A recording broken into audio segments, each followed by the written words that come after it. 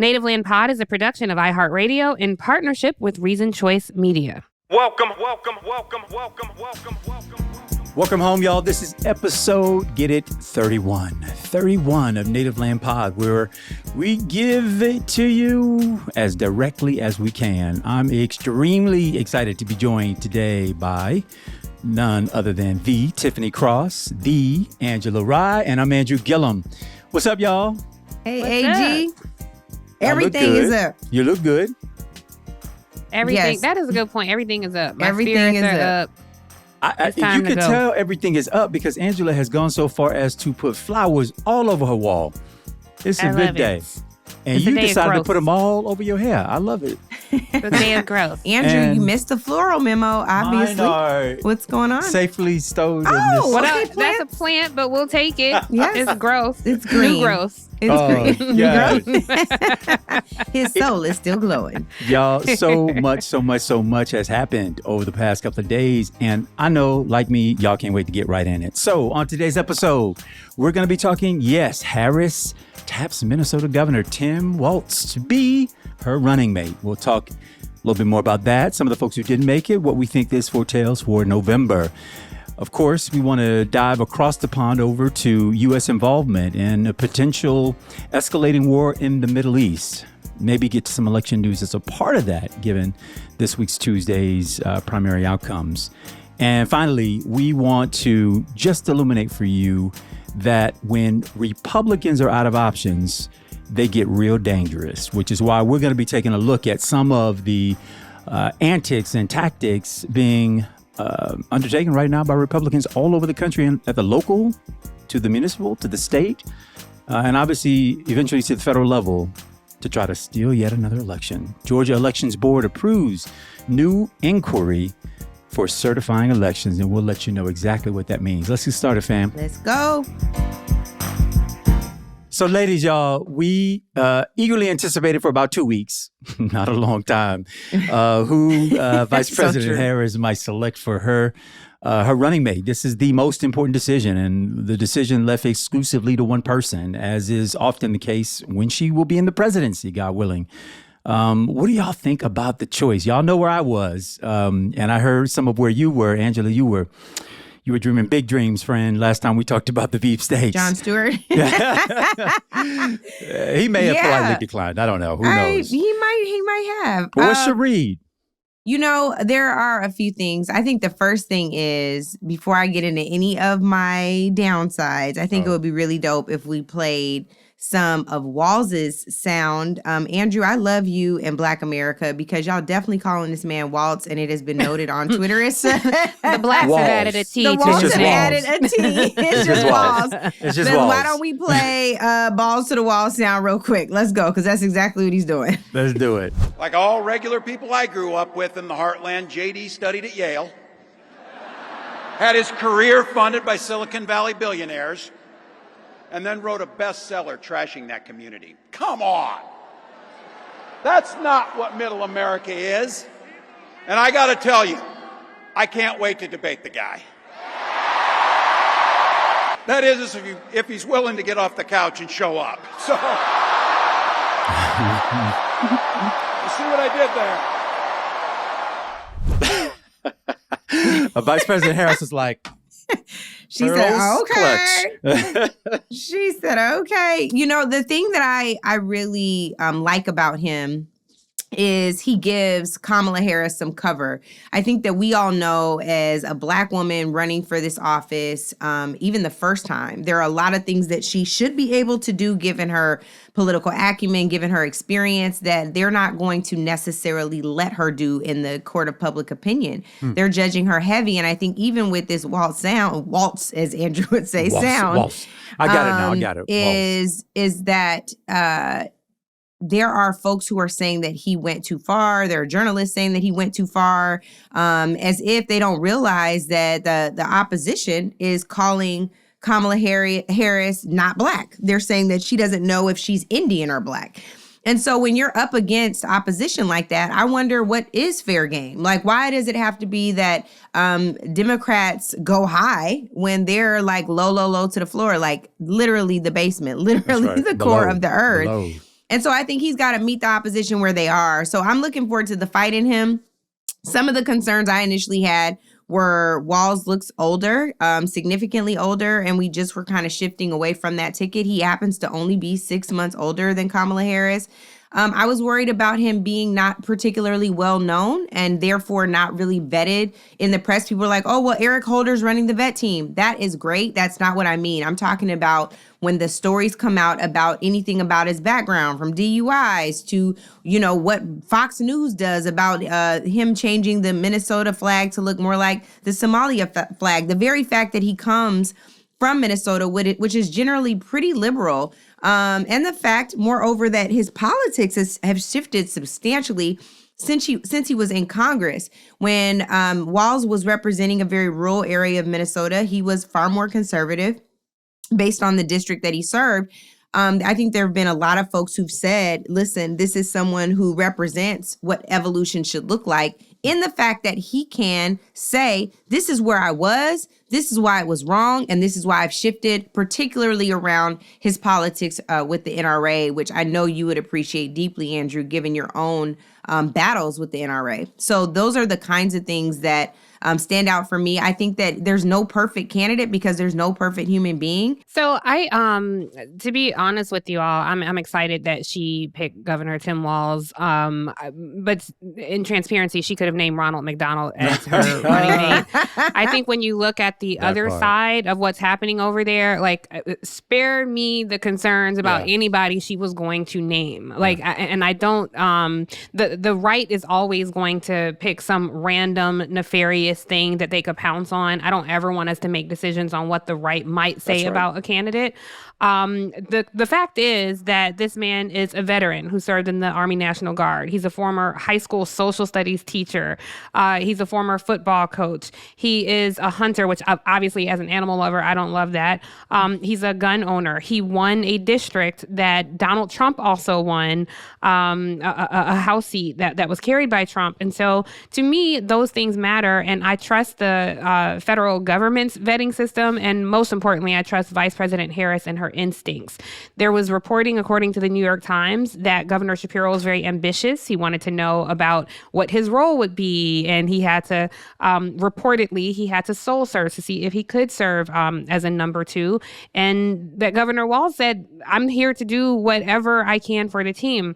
There is a show, Veep, that has come into the spotlight that I think of all the shows from West Wing to all the shows that have tried to parody DC or talk about what happens in DC, I have to say Veep was the most accurate. And there were so many, when she was going through this, the vice president who ascends to the presidency was going through this, there were so many of these interviews where the number two was very ambitious. And it was clear that they had their own political aspirations. And I don't know if ambition is what you want in your number two. You need somebody who's going to support you. And according to the vetting team, which included former Congressman Cedric Richmond, Senator Catherine Cortez Masto out of Nevada, Angela already mentioned that former Attorney General Nevada. Thank you. Forgive me, Nevada. I always say that. Waltz in Nevada. Nevada. But they had, Angela already mentioned that former Attorney General Eric Holder was leading the vet. It came down to her gut. And so I think I'm going to trust the vice president's gut because she has to work the closest with him.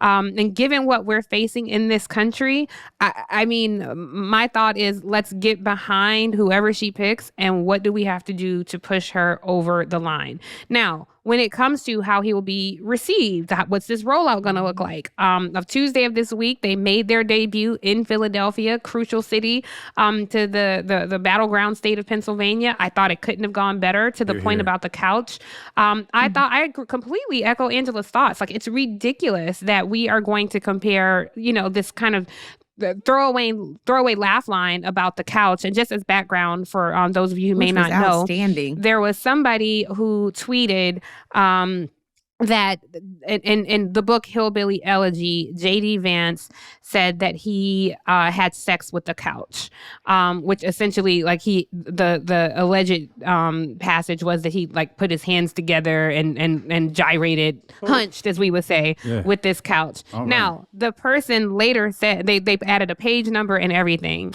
and the person later said, yeah, guys, I was just making that up, like it wasn't true. But so many people consumed it and thought it was real that then there became another rumor that the publisher pulled it. None of this was true, but it became so public that even the AP wrote about it, and they later took the story down because it didn't meet their editorial standards, which I agree with. They probably shouldn't have done that. But it became like this urban legend. We can say here on Natal Impact, we obviously don't want to traffic in disinformation. This did not happen. Yeah. I think it's quite so far rich. as we know. Yeah. Well, fair enough. Because Allegedly. I have not heard J.D. Vance say this didn't happen, but we can say that it was not in the book Hillbilly Elegy. Right. But Tiffany, the reason why it took off is because it's so believable. The guy is like... let me just finish this point, Andrew, because I'm sorry. It's believable in the sense that, yes, they are weird. I don't know that it's believable that he had sex with the couch. Yeah, here's my challenge with this for all the journalists who are coming out, like, you know, thumbing their nose at this. You know, I feel like, hey, it's your job to say, hey, this did not happen. When he said that line and people came on afterwards, as, you know, the cable news panels do, and the chattering class, like, picks this apart, I did not hear a lot of people correct it.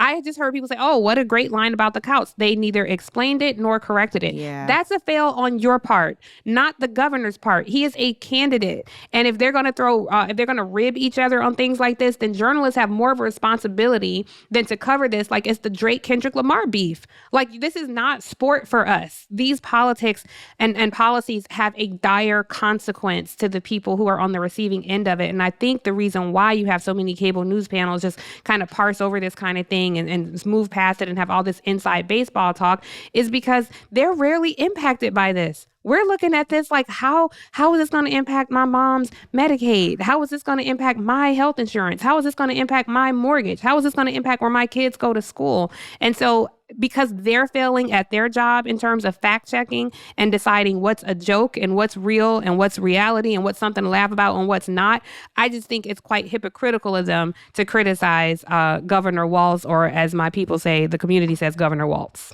Andrew, before you chime in here, I just wanted to flag one thing that Tiff raised, and that is around fact checking. The nerve of journalists to go on and want to fact check a campaign trail speech, particularly a rollout, which is very clearly a joke. The audience is roaring with laughter. But you won't fact check a debate. But you won't fact check an interview? Like, the only fact checker that Donald Trump had at the NABJ was Rachel Scott last week. Like, I don't know what we're talking about here. So that is super, super frustrating to me that you think that it is his obligation to say, because the journalists want me to weigh in here, let me just say that this is not true, but it is a joke. That is so dumb. So I did want to say that. I got a point about ambition, but I'm going to wait till my brother weighs in. I'll just quickly say, look, I listened to this. I was enraptured yesterday by all of the on Tuesday, by all the dynamics that they present. And he was not my choice for her VP, but after seeing him, I'm on board. I mean, he quickly became my choice. It then made complete and total sense why he was selected, as far as I'm concerned. And again, probably similar to you, anybody who's vice president probably is ambitious. But what Walz did is he went and he said, I have no aspirations to anything higher than to be in service to you as your vice president. And I think if you're Kamala Harris and you're thinking about the work that lay ahead, you want somebody who's focused principally on that. And I get that. And I still believe that Shapiro has not just ambitions, but I believe that time will prove him to be a serious national player on the national scale. And I believe one day as president of the United States, his time will come. But Walz, he has had growth and belief system, but before he was ever being measured on how he voted, on what stance he took, when he was just a teacher, not just, but a teacher, when he was a coach, a national championship winning football coach, when it was not popular to be LGBT in this country and in his state, decided symbolically what it meant, but also what it meant for him to stand in the gap for those who are being marginalized and targeted and said, you know what, I'll serve as the Gay Straight Alliance staff faculty advisor to this group. And to have the football coach take on that role, y'all know what that represents. You know what it means. And I can only imagine what it meant to those young people who identified as such and whose lives may have been saved by him choosing to stand in the gap. Those are the parts of his contributions to society that are not going to show up in a congressional scorecard, but it tells a story of a man. It tells a story of where his heart is, where his ethics lie, and frankly, the kind of man that he is. And I respect that. I think that he will give Kamala everything that she needs, including his experience on the Hill, will I think add just additional support to her moving a congressional or a legislative agenda through Congress, which, as we all know, is not the easiest thing to do. And finally, y'all, I'll just say, I did listen to that speech and had no clue what the couch reference was at all. When Jay came home at that night, she was like, "Hey, I heard he mentioned the couch." I was like, "Yeah, I guess the guy's lazy." I was just like, "You haven't heard?" I'm like, "What are you talking about?" And so she pulls up a social media, and I look at the thing. I'm like, "Oh, okay." But I tell you, it endured me even further to this man. There is no measuring these two tickets on the same scale. They're not in the same universe. They're just not in the same universe. And so I, of course, like you both, rebuke this whole fact checking. I have to tell you, many of us probably watched it without familiarity to the reference. Just thought he was being a hokey, kind of guy. But I'm in. Harris, Walz. Well, can I just say one quick thing? Just because Angela brought this up. Speaking of fact checking, I do want to point out that what Angela referenced when she said DUIs, it was one DUI that Governor Walz got in 1995 when he was 31, when he was driving significantly over the speed limit. I'm not dismissing it or trivializing it. I just want our viewers to understand what Angela was referencing. We're coming up on a hard break, but Angela, I know you wanted to talk about Shapiro, so I'll let you do that, and then you take us to break. Well, I don't want to. I want to say Shapiro did a great job at the rally saying that he was going to support this ticket. I do think that we should talk about ambition on the other side of the break. And just because I know you would have done this, Tiff, as our resident sports commentator and analyst, Tim Walz has never won a national championship, but he did win a state championship as football coach. So with that said, we will take that touchdown to the break.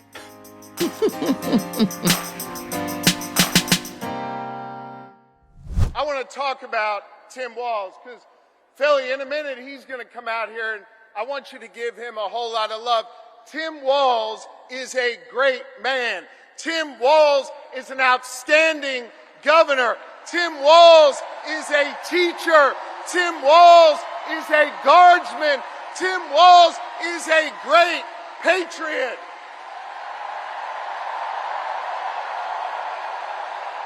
He is. And I'll tell you what else. Tim Walz is a dear friend. And I want you to know, Lori and I feel blessed to have Tim and Gwen in our lives. They are outstanding public servants. And I can't wait for you, Philly, the rest of this Commonwealth, and our entire country to get the chance to know the Walzes, the next vice president and second lady of this nation. Will she be the first lady? One thing. Since Doug would be the first gentleman? No. Oh, that's a good question. Would she be the first lady because Doug is the first gentleman? How does that? But Doug was the second gentleman. He wasn't the first gentleman. So I think she'd still be the first lady. Okay. But what a timely point. Second lady. She's still the second lady. Yeah. But I just want to say that was none other than Josh Obama or Barack Shapiro that you just heard from. And I think that it is phenomenal that he reminds me a lot of Barack Obama. There's been a lot of jokes about this, but his cadence is like absolutely borrowed from our residential black preacher or Barack Obama. He might have borrowed it. He definitely borrowed it. So yeah, maybe I could just say thank you, Jeremiah Wright. Regardless, It was an amazing intro. And I think as much as we talk about ambition and poo-poo it, I think just like we say with women, ambition is not a dirty word. And I think that when you look at the trajectory of most of our VPs, they ran against the president first. At least in recent history. I don't think that's been true forever, but it's in recent history. Sure. Kamala Harris was running against Joe Biden. Joe Biden was running against Barack Obama. So let's be clear about that. I think the other thing that is important to note is it actually worries me. Some of the things that have been said is that Tim Walz doesn't want to be president. He's not desiring to be president. Maybe they mean right now, but I want to make sure that whomever is in that second seat is ready on day one if anything happened. So I don't think there's anything wrong with ambition. I think blind ambition is dangerous, but I don't think that that's what we're dealing with here. A lot's been said about Josh Shapiro, but I just agree with Andrew that he definitely has the trajectory to one day become president. He is truly a star. He has it. We know what that it is. Some reasonable minds disagree, but I think he has it. That's real. So that's all I want to say about that. That's real. I love it. The last point I just want to make, isn't it, I don't know if y'all perceive this as well, but I got the feeling that Walz could say some things that Vice President Harris would never say. You could see her behind him sort of, in the picture frame with some of his comments. But what he offers her is the ability for him to really go toe-to-toe back and forth with Vance and Trump on their level, should he choose to go there. And frankly, not have the scourge and scorn of the media and, quite frankly, the white majority saying that she's out of place, out of pocket, to all the other things that she gets. And I guess what I'm saying, if I had to abbreviate it, would be he brings a white male's privilege and all that comes with it to the ticket. And I believe that it will be extended as leverage when necessary to give her the cover that she needs for some of the outrageous crap that we already know has come and will continue to come her way. Well, we already started. Yeah, exactly. I mean, I think when I look at the ticket with Vice President Harris and Governor Walz, that you really start to see a divide in these two tickets with Trump and JD Vance. The question is, will they ever meet on the debate stage? Now, Trump has previously pulled out just this week. Now he's teasing a debate. He was on Fox News Wednesday morning saying, we're going to debate very soon. It's going to be announced very soon. Isn't he teasing one with Biden now too?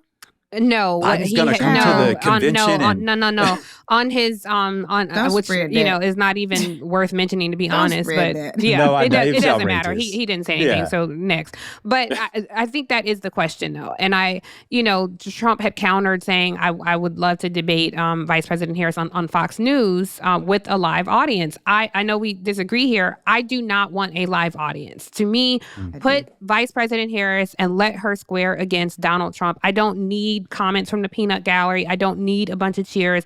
Let these two people put forth their vision before the country, before the viewing audience at home, because then you'll get to hear substance over the kabuki theater that we have become so used to with Donald Trump. And then for the first freaking time this cycle, maybe the journalists can do their jobs and look at some of the crazy, unhinged, weird stuff that Donald Trump says. Because before they were so focused on Biden that we just bypassed all the crazy out there stuff that Donald Trump was saying.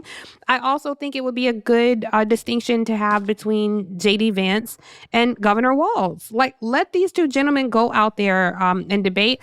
I surmise we will not see this debate happen. I think you're right. We'll see. I think Donald Trump he's great at show business, and that's what he does. His first job in government was as president of the United States, and so he has governed as somebody who's a reality TV star. So this kind of teasing, like, we'll have a debate. We're going to announce it very soon. Put up or shut up. Yeah. Get out there and say something and square off against this woman who he's clearly afraid of. He's terrified. He is. And I said this last week that he didn't know she was 60. And it's like, yeah, you gonna get your ass kicked by this 60-year-old woman. And I think he just doesn't want to see it happen. But I do think that he'll be obnoxious. He'll talk over her. He cannot beat her. Remember on the when he substance stood or the behind vision of the country. Hillary? Remember? Yes. That's such a yes. creep. But yeah, It's weird. I think you got some high, tall hopes for these moderators. If the presidential commission on debate I have still, no hopes for the moderators. Oh, okay. If you saying that we gonna finally hear what Trump says weird, they're not gonna fact check it. I don't really know if it matters. So no, it is but show the people business. at home watching will hear, because without them saying, "Oh my God, Biden looks so old," it's like they didn't even focus on what Donald Trump was saying. No, I understand what you're saying. I think an audience don't hurt. It didn't help last time not having one. So I think she will. I think she will thrive in either environment, I think an audience for him will conjure the whole shadowy Hillary thing. It will cause him to act out. He's like an actor. He needs an audience, and he performs. 3-year-old kid. No offense to 3-year-olds, but that's what we're dealing with. But the worst part about this, y'all,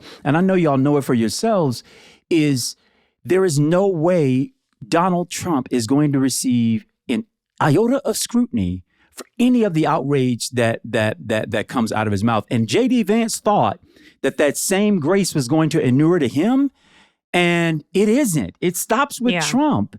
Every and now time. he's being leveled at the scale that politicians generally are at this stage of the game.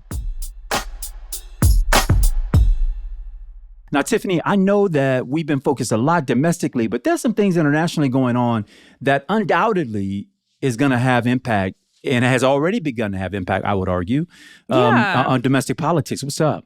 Well, I kind of want you guys' opinion on this, because so something that we don't talk about a lot. There's been whispers about it in the mainstream media, and it should let you know how big it is that they can crack open the echo chambers. But this whole Iran, Israel, Hamas, Hezbollah war, I mean, it is quite literally bubbling up, and the United States is we are involved. And so I think at this point it's not a question of if, but when our involvement will escalate. I want you all to take a listen to where we are right now in terms of U.S. support and what's happening there. Take a listen to this sound, and then I'll give you more context on the other side.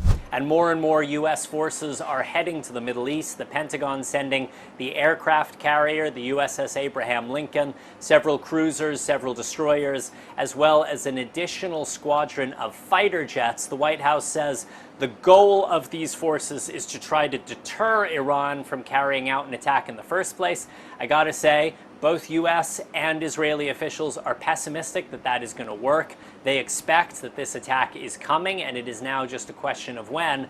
And if it does, those American forces will be called upon to try to intercept incoming Iranian missiles and drones, much as they were back in April when American troops helped shoot down that wave of 300 missiles and drones fired by Iran towards Israel. So the context here is there's a conflict, obviously, as you all know, between Israel and Iran. And now it's, Iran's proxies, that's Hamas, Hezbollah, the Houthis. And this is going to eventually escalate until a full on-scale war. This war is one that Israel cannot fight alone. And so what will they do? Look to Big Brother, the United States, to see, one, how we're going to fund this war, and two, if we'll get involved. I surmise that Bibi Netanyahu is almost giddy with the anticipation of this.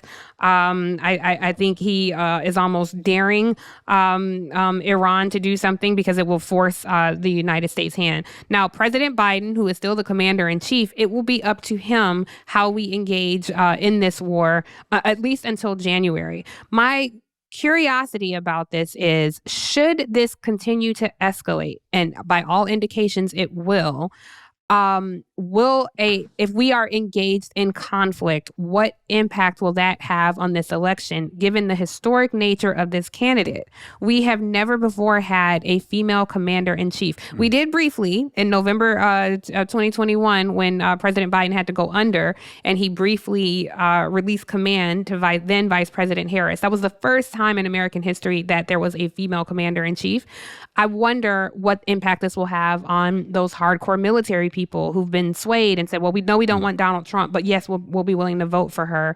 Will people still stand behind her? What impact will that have? I hope, I think I know how the community will move. I wonder how people outside the community will move. In recent history, there's not been that many female heads of state during war. Golda Meir, of course, the Iron Lady. And if you guys remember, I'm sure you do, Angela, from your time on the Hill in 2011, then Secretary of State Hillary Clinton was pushing Obama to get aggressive in Libya. There is a president in South Korea whose name is escaping me. It was Park Hye, I believe is her name. Forgive me if I had that wrong. But she was like, knuck if you buck to North Korea. So there have been incidents of this, but I wonder, is America ready for a female wartime president? What do y'all think? What you got, Angela? I defer to you. Well, one, they better be, because I think, God willing, and us working, it will be. I have to say, Vice President Kamala Harris is a different person as I see her present these last couple of weeks before the American people. And maybe not a different person. It could be a hearkening back to how she exhibited her leadership as an executive, as an attorney general. There's a woman who knows how to prosecute. She knows how to bring the case. She knows how to be strategic. She knows how to, calibrate and escalate and de-escalate when necessary. She pulled California out of that settlement agreement with Jamie Dimon and all those, the big banks, and ended up with a settlement on the side larger than all of the combined states, together, right? She strategically knew when and how to do that. And don't tell me money ain't warfare, right? In its own form. I think she is exhibiting the kind of very calculating, and I mean that in a good way, leadership and disposition as vice president, but I think it's coming into even additional focus in these past couple of weeks. I don't think we have anything to be doubtful about with her in that regard. And I think her vice presidential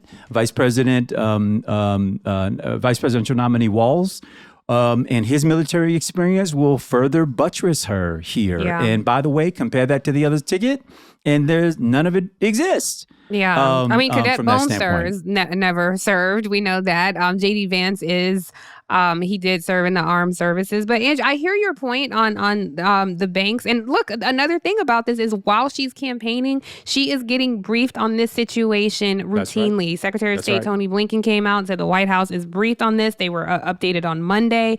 But these escalating tensions, I think, are, when you talk about October surprise, this could potentially be an October surprise. So I think we have to be ready to stand behind them 100 toes down to back her in this. I was just going to say, I know your question was about a female commander-in-chief, but I have to say just in general in this Middle Eastern conflict, which, as you have rightly, I think, pointed out or assessed, that we're on the road to escalation, that there will be retaliation. There's no doubt about it from the Iranian state.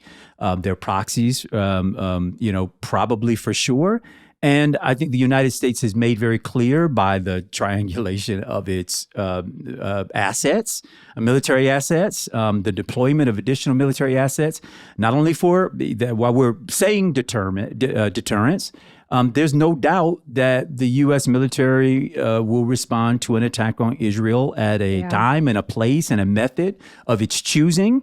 And it may not be broadcast, but it will be impactable. And I think... and Iran is a nuclear power. It is a nuclear power. That's a huge deal. For sure. It's a big difference. But I have to tell you, the real perpetrator here who really needs to be able to stand for account, and unfortunately we won't be the ones to put him through it, is Bibi Netanyahu, who took a provocative action with this in-state Iranian assassination. He was in the middle of negotiating on behalf of these families who are fit to be tied as it relates to their loved ones who have, for over 300 days now, almost a year, been kept from them. So why he picked now? Why you chose now to do what you could have done? Yeah, you put bombs in a room allegedly where the man stays every time he's in country. So deliberately provoking an escalation. It could have happened, and he knows the U.S. commitment. Forget who the president is. The U.S. commitment at large to the Israeli state.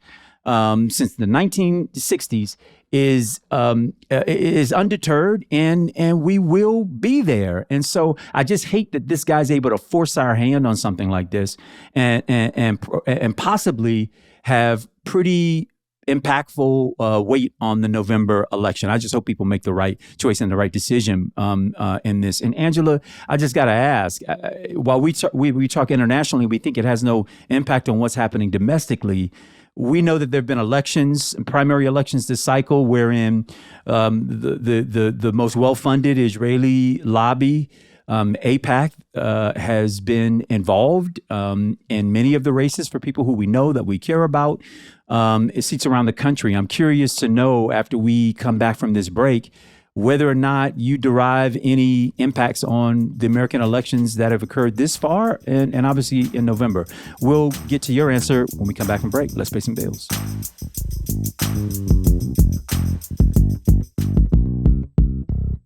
Well, welcome back, everyone. A good friend of ours, Cori Bush, lost in her primary yesterday in Missouri's 1st congressional district. And it was to Wesley Bell, who has an interesting history with the Black community in St. Louis, particularly in Ferguson. And earlier this year, Wesley Bell made a call to Cori Bush that became a part of her campaign, where he assured her he would not be running against her in this election. Let's take a listen. Don't even think for even a second that that's the case. And I'm telling you right now, I'm telling you on my word, I ain't not running any shit. Well, that is not happening. I don't think we need to hear another thing. Here's the thing, y'all. And we talked about this on our earlier production call. Tiff is like, that's old news. You know, Andrew's like, yep, it's a has-been. For me, this is a character issue. It is a horrible flaw of mine. I really want to believe people and take them at their word. So I'm just wondering what type of elected official Wesley Bell will be if, to his alleged friend and colleague and comrade, Cori Bush, he made that type of promise. What type of elected official will he be? What type of public servant will he be to the citizens of Ferguson and to St. Louis? We know what he's done as a prosecutor in that area. A lot of folks who look like us aren't particularly happy with his record. So I'd love to know what y'all think, or if we could just leave it right there. I mean, I think the big part about this is the role that AIPAC plays in our politics. We saw what happened with Congressman Jamal Bowman in New York. And this is now, one of their other targeted races. She was a member of the quote unquote squad, progressive people who spoke out against U.S. involvement and U.S. backing of the conflict in Gaza in support of Israel. And so, it is definitely concerning when one entity, and we talked about the Supreme Court case that allowed entities to pour this kind of money into campaigns. They essentially poured millions. Yeah, Citizens United, the 2010 SCOTUS case, Supreme Court case. This is essentially allowed them to buy that seat. And we have to start shedding light on these types of things. We were looking at the election, the turnout results, and turnout was abysmal. It wasn't very... it wasn't an election that had a lot of participants in it. I don't know the potential incoming member, should he go on to win in November. I don't know a lot about him. I did look in his background briefly and saw that he was a little too friendly for my comfort with Senator Josh Hawley, Republican Trump sycophant. In that neck of the woods. So to me, the best exposure, the best weapon rather, is exposure. Yeah, so I hope the people look at him like they're on the Oppo team. Like you want to look at his background. What bills is he sponsoring? What is the work that he's doing? And I do want to say shout out to Congresswoman Cori Bush, because she said all they did was cut the strings. And now that she is somewhat unleashed, that she will continue in her work and continue being a public servant. She had strings before. Right. Yeah. Exactly. But it says something about people who are willing to stand on business and stand on principle. And there have just been one too many people that I trust from that neighborhood who throw that into question for Wesley Bell. But if he is listening, he is welcome to come on Native Land Pod and defend his positions, because we certainly have quite a few questions for the brother. But we don't do guests. But if we did, that would be... Well, we do guests when we're on live tours occasionally. So if he's listening, hopefully he'll be at the DNC. Right. Come see us at to the There DNC. it We're is. going to talk more about that We later. can see you there. There it is. Exactly. But I wanted to flag too, because I think this is significant. And Tiff, it gets to kind of what you're talking about. It's not just the buying of elections. It's when the buying of the elections is so outsized with our voter participation. And it's part of the reason why we work so hard to make sure that our NLP fam is engaged more than just listening to our podcast, but sending in questions, sending in comments, participating, because our participation is our power. So in this election, for example, Wesley Bell won St. Louis County. Cori Bush won St. Louis City. So there is even a distinction there. And the total votes in St. Louis County were 74,627. The overall count for this full race was 123,000 so far, 123,819 votes. That is just a fraction of the number of people they represent in this congressional district. We have to start showing up to vote our interests. There is just there's nothing that can supplant that. It doesn't matter how much money an entity spends. Yes, it is terrible that you can buy in and your money could very well mean that you win an election. But most importantly, it is our participation. And so if you don't want someone to vote on your behalf with a check, if you don't want someone to vote on your behalf by showing up and electing someone that you don't support, who doesn't represent your interests, who has a platform that's not in alignment with your values, you have to show up to the polls. That's just the bottom line. Angela, the point is well made. And I would just say, for those who are listening and saying, well, it's our fault if we don't show up. It's our fault if we don't. Some of the power of what it means to have the kind of tranche of money that Cori Bush's opponent had was almost, I have to believe, almost all of it targeted at negative ads to bring down her likability, her favorabilities, to put her in this dark, shadowy light. You know, y'all know the commercials with the ominous voice where everything the person's ever done in their lives has been to our detriment. They probably didn't mention Israel once in one of those ads. My guess is those ads went at the heart of who she was. And I'm only guessing because I haven't seen it. I wasn't there. I didn't observe the election, in real time in her community. Yeah. But those negative ads have the effect of driving down turnout as well, and to lessen the power of money in politics, we have to do, as Angela and Tiffany and I often admonish, which is you beat them by your participation. You beat them by showing up. They can spend all the money in the world, but guess who had the power? The voters. Mm-hmm. The voters. So I just echo that, Angela. I know you had something else to add there. Just quickly, it was the United Democracy Project, which is a pro-Israel PAC, not AIPAC directly, but their political action committee, a super PAC. $8.5 million was spent to oust Cori Bush, and of course they spent $15 million earlier this year to oust. So somebody do the math. Bowman. Divide that by the number of voters. Right. It. That'll tell you cost per vote. Yeah.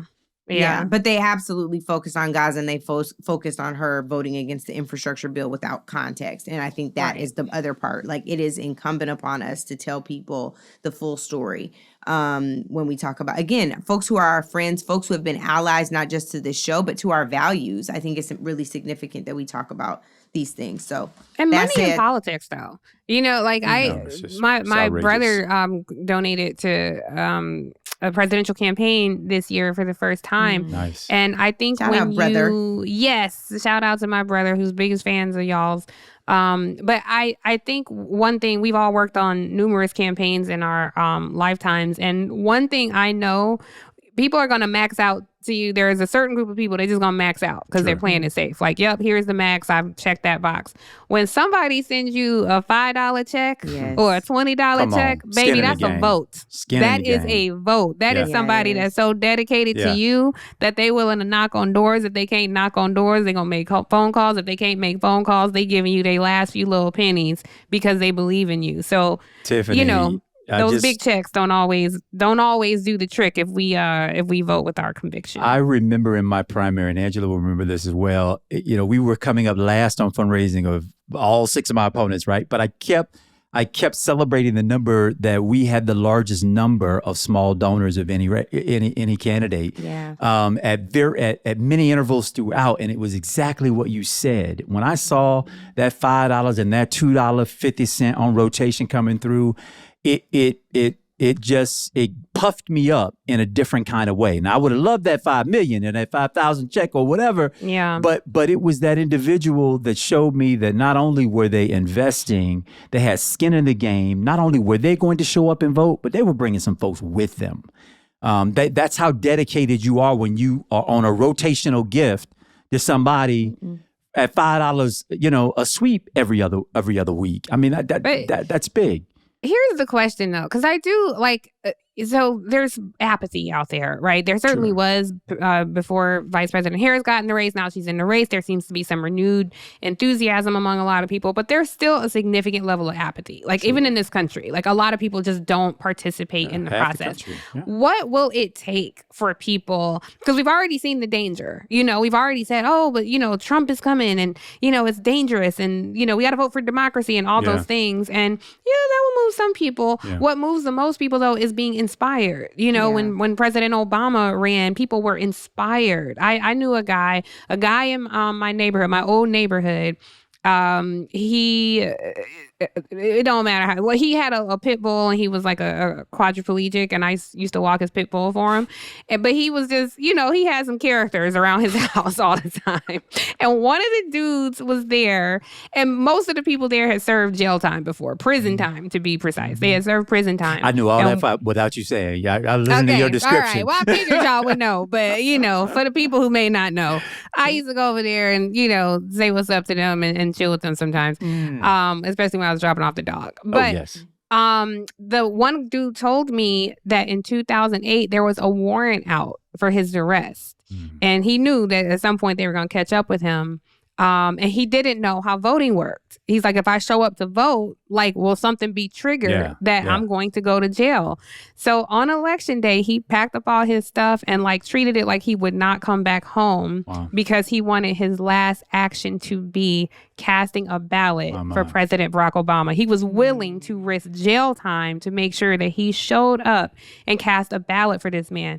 I have not seen that level of inspiration in a long time. And so I think what that says is when you move with conviction, when you, in the spirit of, Congressman Jamal Bowman, Congresswoman Cori Bush, when you move in thinking about the next generation and not the next election, when you move with your principles and your morals and your values, perhaps you are the person to inspire somebody who looks like you, who don't look like you, somebody who sees themselves in you.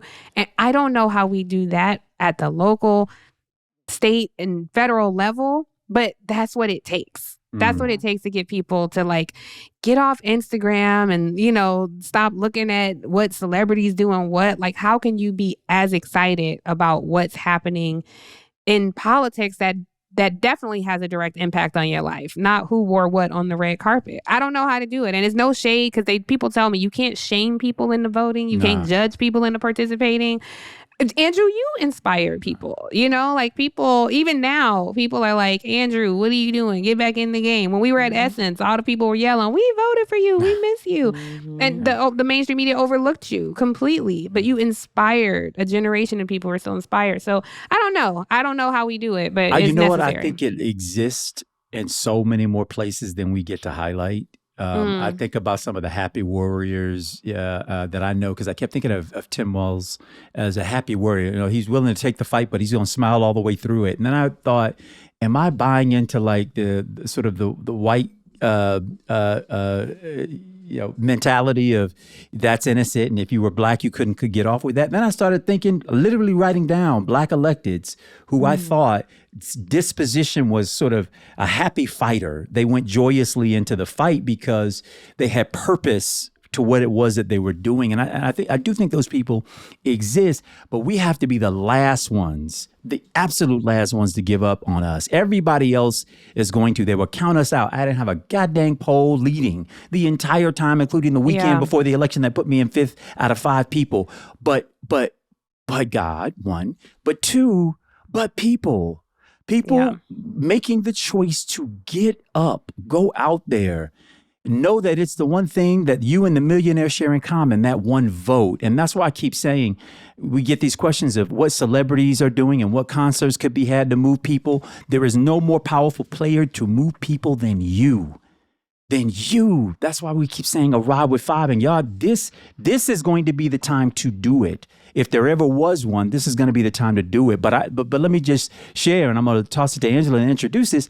They're coming with guns blazing, and I don't mean that literally. I mean it. Well, hell, I don't know what they literal. It might be literal. It's that serious. It is that serious. But I'm telling you, these folks have plotted and planned over the last 4 years to overtake at the local level, intimidate, suppress, do whatever it is that they need to do to arrest democracy from the rest of us. When they get desperate, it gets dangerous for all the rest of us. And right now, I can tell by the way Trump and this dude is comporting themselves. They are running scared.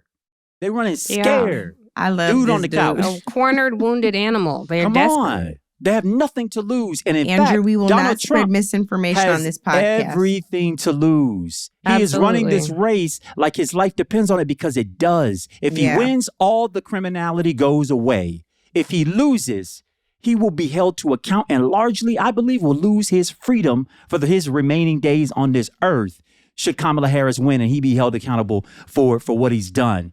Angela, you've been reading about some of what's going on. Tell us what's up in Georgia as it relates to some of these schemes that the Republicans are undertaking. I sure will, and we'll do that right after this break, and we'll also do calls to action. How about that? And there it is.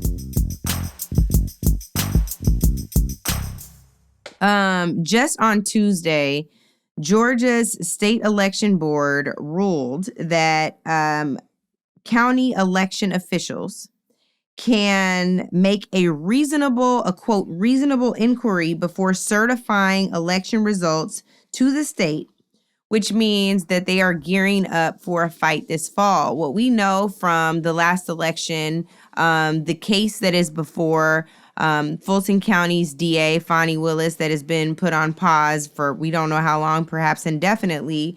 This is that very thing. So Donald Trump is now trying to find a way through state electors, through local elected officials, to ensure that he can question the legitimacy of an election by changing the rules ahead of time. They've been so caught up in distracting folks on air by saying that the Democrats have an undemocratic process, that they threw Joe Biden off the ticket, all of these things as if the ticket hasn't been Biden-Harris since 2020.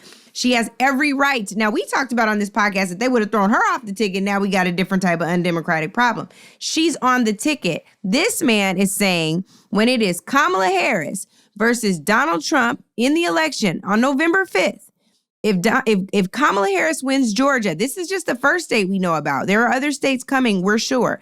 When Kamala Harris wins in Georgia, that county elected officials or county officials can say, we want to ensure that people actually cast these ballots, and we are second guessing this, and therefore we will not certify these election results until the reasonable inquiry has been fulfilled.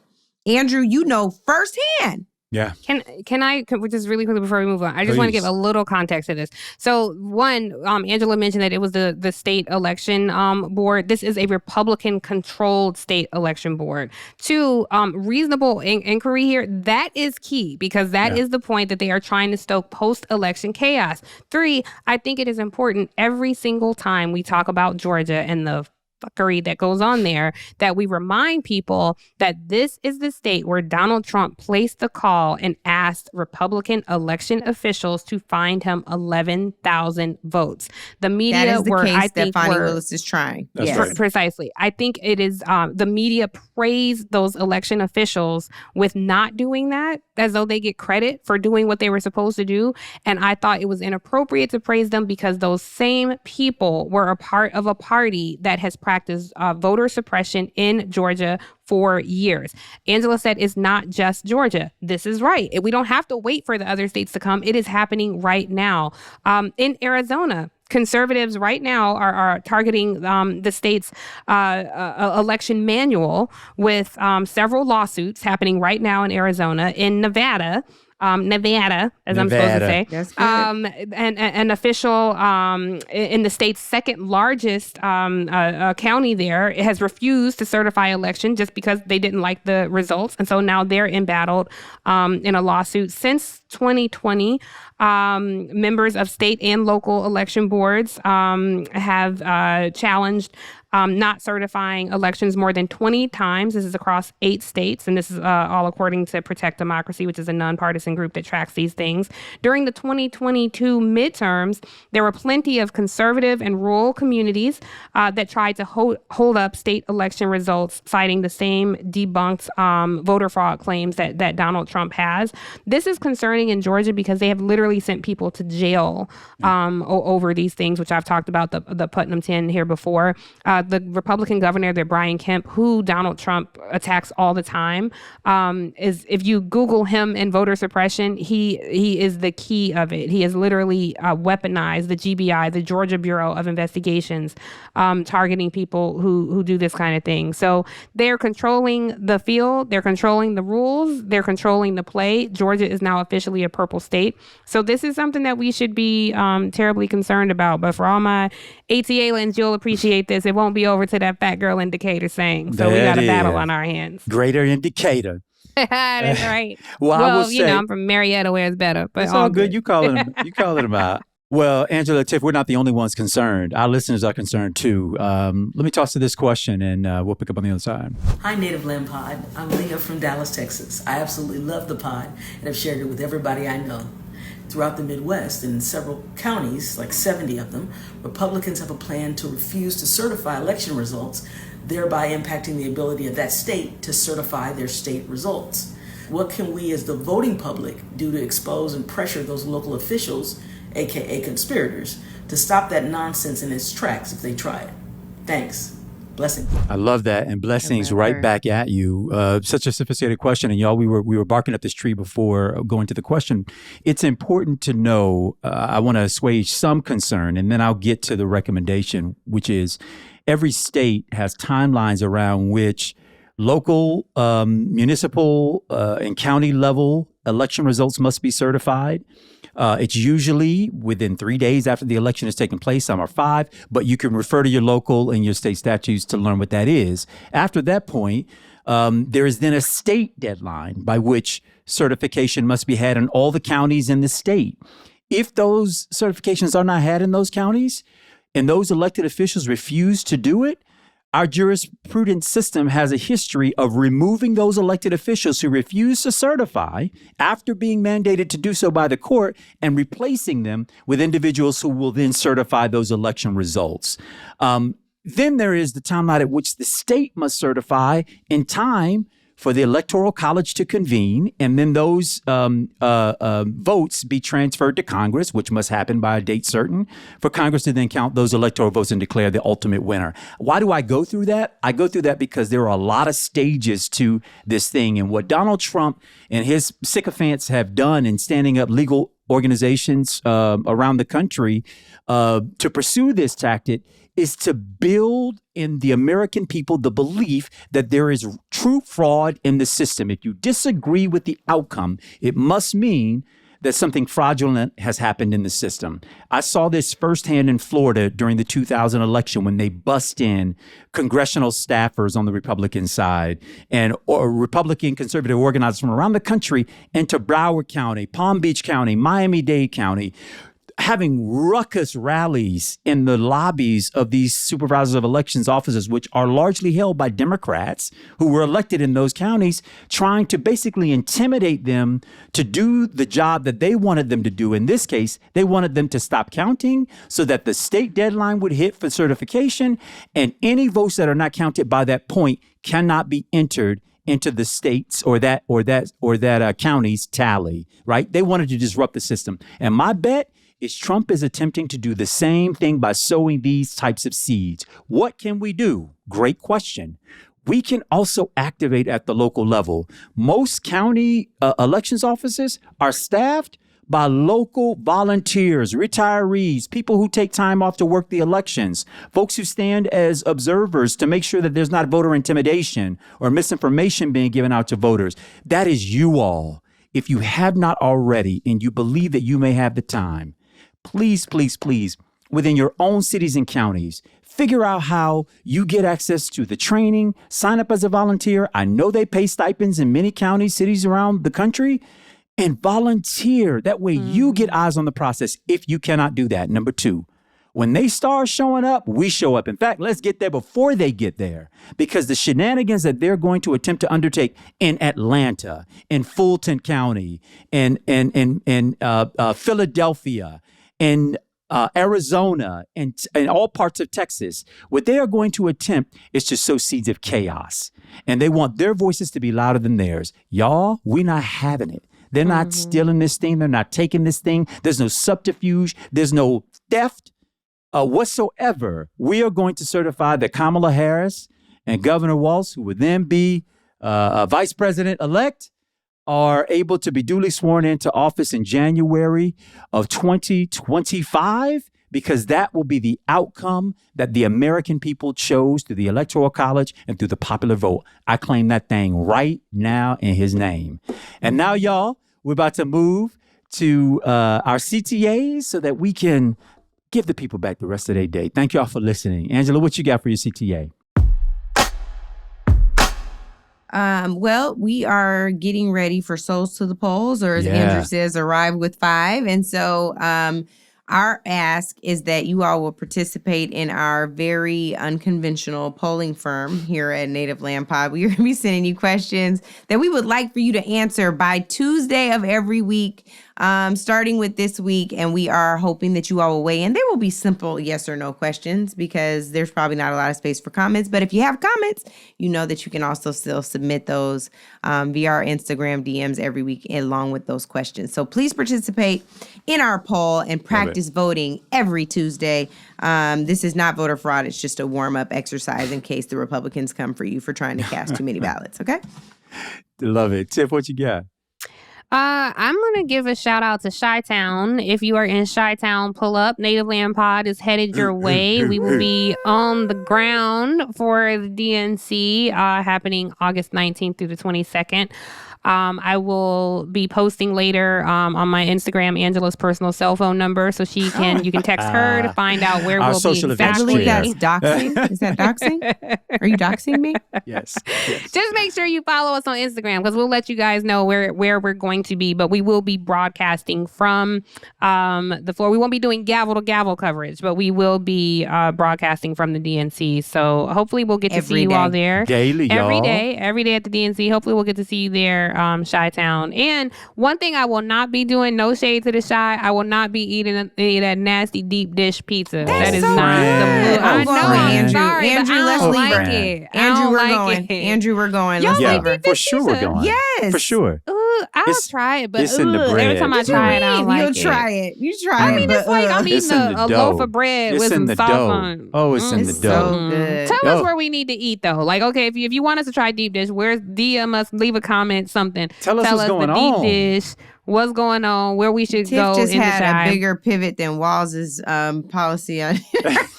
I love it. She's like, I hate it. Okay, tell me where to eat it. I love it. Because if y'all think it could change my mind, then tell me. Tell me. Yeah, please convince Tiff. We love to see Tiff change her mind. It's awesome. Yeah. We actually appreciate human evolution on this podcast. That was just there it is. Well, y'all, I'll wrap it up by simply co-signing where Angela began, which is we are getting the muscle of voting through our weekly polling. We are getting that muscle worked up. If you stay ready, you don't have to get ready. So we trying to get you ready for Election Day, November 2024. And we're going to kick that off with some meaningful polls every week. We just have to vote by Tuesday. And it'll provide really, y'all, some information that will be helpful to us, real guiding for, what's going on in the space. I want to thank you guys, everybody out there, for listening, for your support, for your love. And as we approach Chicago, y'all, let us know what's going on. We trying to be somewhat out in these streets. Now, I say that as I commit to being in my hotel room asleep when I'm not working. But anyway. Every time. Andrew is not going to be in nobody's streets. I don't know who he's playing But with. And if Tiff we go to choose bed to at be in the 7 p.m. streets. They're But not I'm gonna gonna be in no those streets in the afternoon. Y'all look at me in the afternoon. I go so hard in the I'm these afternoon streets. Also hard. I think that is a clear indication that AARP should be advertising on this sponsors. podcast. What up, AARP? Yes. Y'all better holler back. Act like y'all know. Tiff and I pre-registered. Exactly. I got my offended God. when I started getting mail from them. I'm like, the Well, nerve. they were like, bitch, we see you go to bed at 3 Right. p.m. So right after your supper. If y'all Like, could what just are send you me a talking- discount card, that's all I need. I'm on the You rest talking about of it. AAA? No. We were talking about AARP. the AARP, they get they There's have no discount discounts. card. Are you Yeah, I kidding think me? so. You Girl, you guys, better- you know, at this point, this is officially an ad for them, so we should Oh, just my cut it bad. out. Oh, My yeah. bad. Just go ahead and send that Scratch. check. I Send that just check. that did one out. casual mention. Y'all did it 18 times, but In you know, fact, this is a great time send to us our say, money, y'all. Can we send them an welcome invoice then? home. Welcome home, We y'all, love you and especially we'll see to you our next elders, week. which Tiffany How and Andrew many are days them. to election day? Oh, y'all, yeah, that's important. 89 days. Oh, my 89 God. days. How did we 89 get here, days. y'all? It went by so fast. 89. Well, it ain't over till that fat girl in Decatur sang. We'll see y'all then. Before we end the show, I want to remind everyone to leave us a review and subscribe to Native Land Pod. Really, I mean it. My God. Let's bring it home, y'all.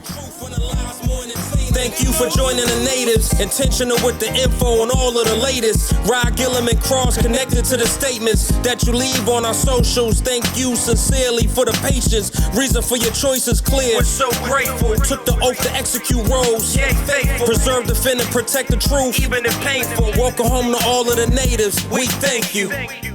Welcome home, y'all. What's Welcome up, home. sis?